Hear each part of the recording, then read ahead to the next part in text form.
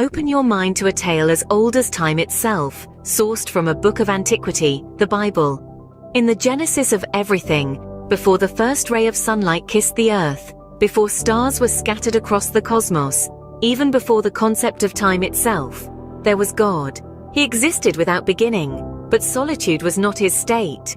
In his divine essence, God was three distinct entities, coexisting harmoniously, each one equal and eternal. He yearned for companionship, for beings to share his existence. Thus, he created a multitude of angelic beings to surround his throne, offering praise and reverence. One among them, Lucifer, led a third into rebellion. They were cast out, and Lucifer became Satan. But this tale is not about them, rather about God's interaction with mankind. In the grand beginning, God manifested the heavens and the earth, from nothingness into existence. A formless world, blanketed in void, was awakened by the divine voice that commanded, "Let there be light."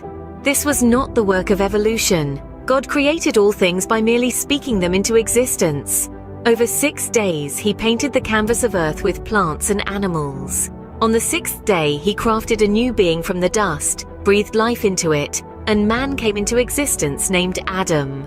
God conversed with Adam daily, and life was blissful. Seeing Adam's solitude, God created Eve from Adam's rib, a mate for him. They were innocent, unashamed of their nakedness, and they began to populate the earth. Such is the tale of the genesis of everything, a divine narrative of creation and companionship. The Garden of Eden, the paradise where Adam and Eve dwelt, was a utopia where they communed with God. In its midst, 2 trees stood, the tree of life and the tree of knowledge of good and evil. God commanded Adam and Eve not to eat from the tree of knowledge, warning that disobedience would result in death. However, Satan, disguised as a serpent, convinced Eve to taste the forbidden fruit. She shared it with Adam, and their eyes were opened to their nakedness.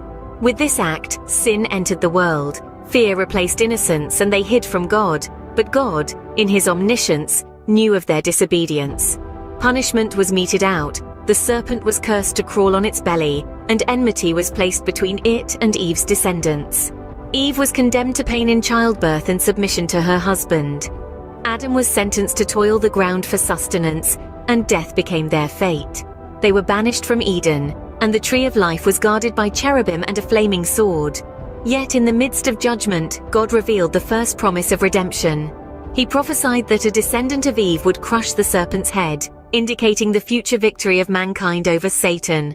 This prophecy pointed to Jesus Christ, who would conquer sin and death. Thus, even in the fall of man, hope was kindled. Join us in the next episode as we continue the journey through the pages of Genesis.